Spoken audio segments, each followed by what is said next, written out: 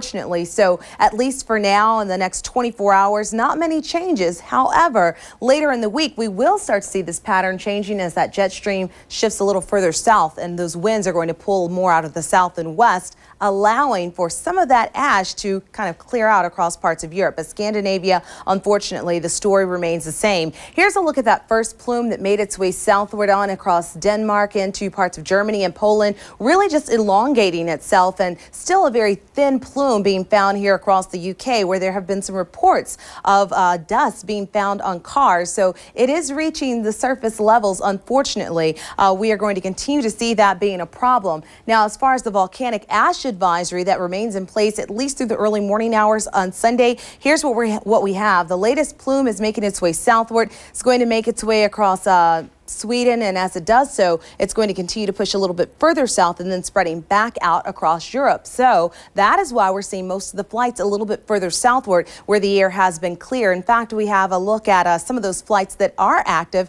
on graphics 493. We can show you, because really this is about the only area where you're seeing flights. There's one lone plane into the Netherlands, but really that is about it. Unfortunately, flights have been reduced quite a bit, just to about 5,000, when typically we see about 22,000 flights on a Saturday afternoon and evening. So that is not happening. It's not expected to happen even as we get into the day on Sunday, because again, we're not going to see those changes in the air pattern. Now let's get back to our maps and show you just exactly what we are going to find. And unfortunately, it's going to remain the same, with that volcanic ash kind of mixing in with the cloud cover, making visibility very, very low.